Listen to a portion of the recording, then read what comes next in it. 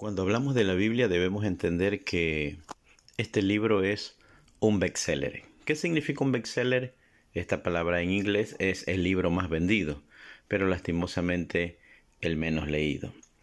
Este libro llamado Biblia dentro de muchas culturas es considerado como un libro sagrado. Cuando leemos este libro debemos entender algo muy importante, que no debemos leerlo con los ojos de nuestra propia cultura. No importa si tú eres norteamericano, centroamericano, suramericano, de Europa, de Asia, cualquier lugar o parte del mundo que tú te encuentres, debes entender que la Sagrada Escritura tiene un origen y ese origen está entre los orientales. En otras palabras, la cultura hebrea. Y cuando hablamos de cultura hebrea también debemos entender que este libro fue escrito por hebreos. En otras palabras, personas que vivieron hace más de 3.350 años atrás y que sin embargo escribieron documentos y desarrollaron una literatura que tenía un significado específico en aquel tiempo y en aquella época en que se escribieron. ¿Quién lo escribió? ¿Para quién lo escribió? ¿Por qué lo escribió? ¿Y qué significado tiene ese escrito para un determinado tipo de destinatarios? Por eso es necesario que debemos entender que hay que estudiar las raíces hebreas. Cuando hablamos de raíces hebreas, estamos hablando de un método de interpretación bíblica.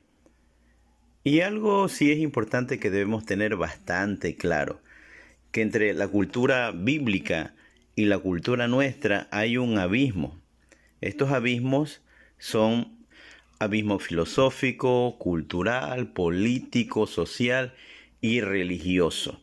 Entonces, para nosotros entender la Sagrada Escritura, primero debemos aproximarnos al texto de la época y luego contextualizar el texto de qué cosas nos sirven a nosotros para ponerlo como aplicación. Estudiar la cultura hebrea es muy enriquecedor para nosotros que somos estudiosos de la Biblia. Debemos ser muy cuidadosos cuando estudiamos la cultura porque esto nos ayuda a nosotros a no manipular la Biblia a nuestra manera y a nuestro antojo. El común problema que suele existir es que muchas personas leen la Biblia e interpretan de una manera subjetiva. ¿Qué es esto de interpretar de manera subjetiva?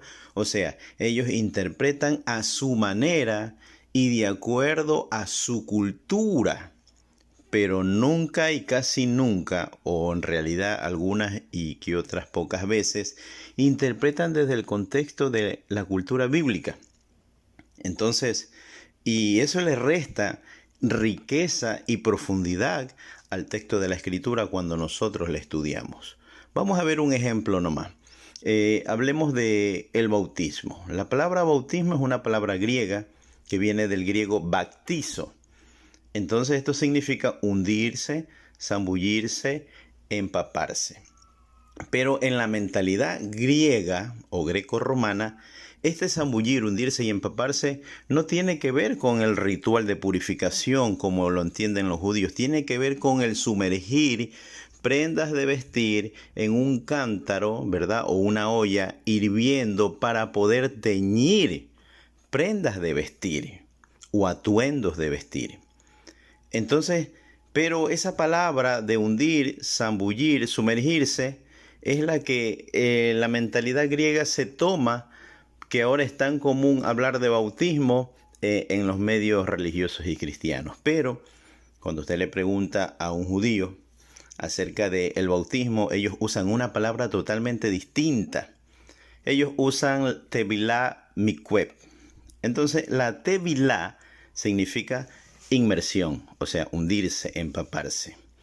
Y mikveh es el lugar donde uno va a hacer el ritual, o sea, a hundirse, a zambullirse o empaparse, que puede ser un río o lo que suelen llamar piscinas de purificación, pero el agua ahí es fluida, es corriente, no es una poza, no es un estanque, es cerrado.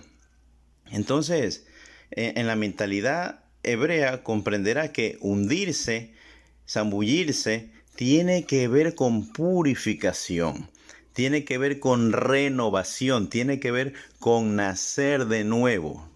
Entonces usted se dará cuenta desde la mentalidad hebrea y griega que nada que ver con la imagen literaria que está detrás del término mismo de la palabra. Por eso es importante que también debemos entender que el lenguaje bíblico, ¿verdad? Porque se escribió, usted conocerá muy bien, en 3 idiomas que ahora son lenguas muertas, lo que es el hebreo, arameo y griego. Estas lenguas comúnmente tienen un papel y una característica muy interesante. Es un lenguaje polisémico. Cuando hablamos de un lenguaje polisémico, estamos hablando que una palabra puede tener varios significados en diferentes contextos. Supongamos que estamos hablando de la palabra shalom. Shalom significa hola y adiós, pero también puede significar bendición, paz, prosperidad y sanidad. Entonces, como comprenderás, una sola palabra puede tener varios significados. De hecho, ahora mismo hemos hablado de la palabra bautizo o bautismo, que significa hundirse, zambullirse, empaparse. Ahora, ¿por qué una palabra era polisémica en estos idiomas antiguos? Era porque no había ningún orden o ninguna organización reguladora de la lengua en esos tiempos. Ahora sí tenemos lo que es la Academia de la Lengua Española, ¿verdad? Que ellos son los que regulan constantemente el lenguaje de las personas, pues, a nivel mundial. Por esta razón, yo les invito a todos ustedes a que aprovechen estos videos y estos recursos que voy a ir compartiendo poco a poco a través de este canal para que usted pueda enriquecerse espiritual e intelectualmente desde su fe para poder entender más profundamente el texto sagrado.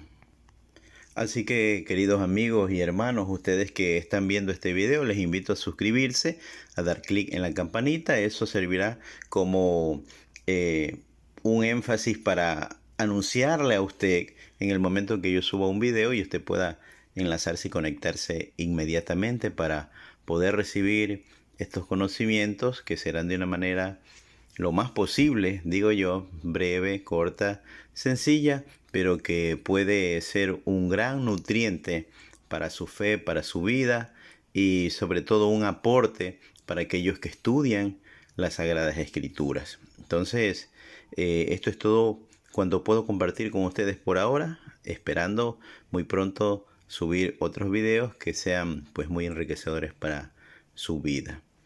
Bendiciones, shalom, shalom.